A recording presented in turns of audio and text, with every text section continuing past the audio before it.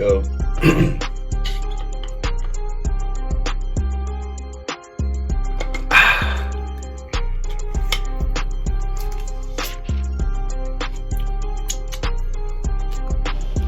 You are the light of the world. A city on a hill cannot be hidden. Neither do people light a lamp and put it under a bowl. Instead, they put it on its stand, and it gives light to everyone in the house. In the same way, let your light shine before men. They may see your good deeds and praise your Father in heaven. Bro, what would we do without light? Like, think about it. Look at this thing. You wouldn't even see me, right? You wouldn't see me without this. What would we do without the sun? Well, I mean, the world wouldn't even exist, right? We need the sun to exist. But man, did you ever think about that? Like, before that, they had to use like fire. Before light bulbs were made, they had to use like fire or torches or whatever they call them. And it's just wild. Humans need light bad. Without it, we're almost useless. So I think that the words that I just read, part of it was, I believe, were an affirmation from Jesus. That as followers of Jesus, we provide light to the world. This world is a dark place. And how sweet is it that the God of the universe looks at us and says, you guys provide light. The world needs you. But I also have an interesting thought. You know, Christian folk, we spend a lot of time in church and in Bible studies and in community doing stuff together. And that's great. And I'm not saying anything against that. I just want you to think for a little bit. This lamp is sufficient for me. You see that?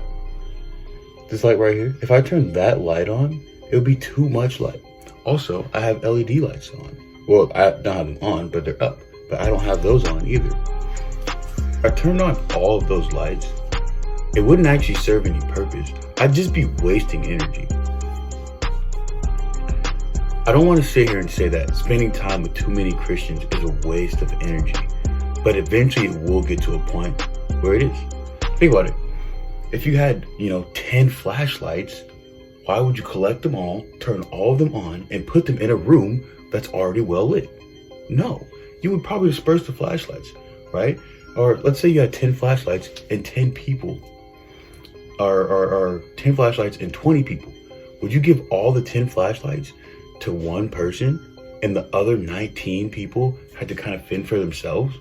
No, you'd split them up. You'd put them in groups of 2, and each group of 2 would have one flashlight, right? The carrier of the flashlight is also the hero of the group because he's providing light not just for himself, but for somebody else.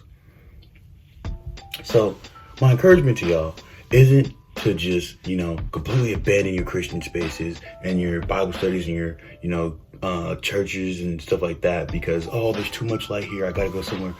I feel like it's a cool way to think of churches, like maybe like a place where you can recharge your battery so that you can shine brighter, stuff like that. Churches and Bible studies and being in community with other believers kind of helps that like regrow or get you more power, more energy, right?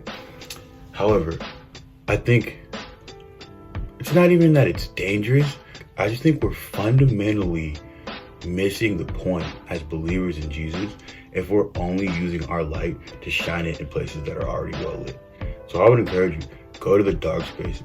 In my dark spaces, all I mean is people who don't carry that light. So now you're probably wondering, well, what exactly is the light? You see, a lot of us, especially in Christian spaces, we'll be like, oh, you're such a light, you're so bright, you have so much energy and blah, blah, blah. And that's cute and all.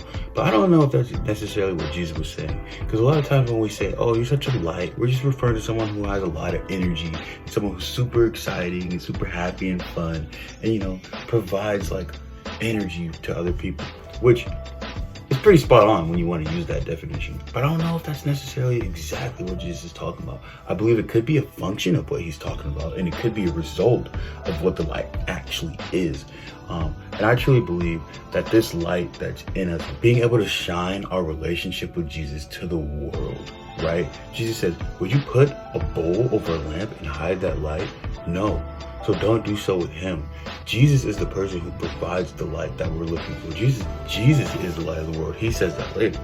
Ultimately, I don't believe that Jesus is telling us to be just happy-go-lucky people. I believe Jesus' encouragement to shine our light before others is really just to shine the gospel, the good news of who Jesus is and what he did for us. I believe that the light that we're supposed to reveal to the world is that. And so, I could be wrong. Maybe Jesus is telling us to be happy-go-lucky and fun-friendly people. But I genuinely believe that as believers in Jesus, as followers of the faith, of the way of Jesus, disciples of Jesus, we are called to shine the light, his light, on the world, and to not put a bowl over it, which would mean to not be authentically ourselves, to not speak up when we're supposed to not share good news with them, or to not correct people when they're making mistakes. You know, one last thing about life. I know I'm encouraging us to go into darker spaces, right? Metaphorically darker spaces. One thing that I do want to make something clear about. Think about it completely dark room, right? You know, a lot of us have went to camp or something like that. Think of, you know, when you sleep in a room full of people that are all sleeping and it's super dark and your eyes aren't adjusted to the light. When you turn the light on, what's the first thought? Turn the light back on, right? And so as you enter dark spaces, there are going to be what I believe to be spirits that either live in people or live around people, that once they see your light, they're going to want to snuff it out immediately. And so that's why I would encourage, as you do enter more, you know, what the world calls secular spaces, or spaces that, you know, are less, you know, Christian, which would inherently mean less full of light. Be careful, be prayed up, wear the armor of God, and remember that you're going to face trial, you're going to face attack, because people are going to try and snuff out your life. Either people, or even worse, demons, right? But have no fear. This is not me encouraging you not to go, but this is just making you aware that as you step into spaces that are more, you know, what we would call dark, be prepared. So that's all I got today. Thanks for listening. Go out and be a light to the world. This video was solely for the glory. Peace.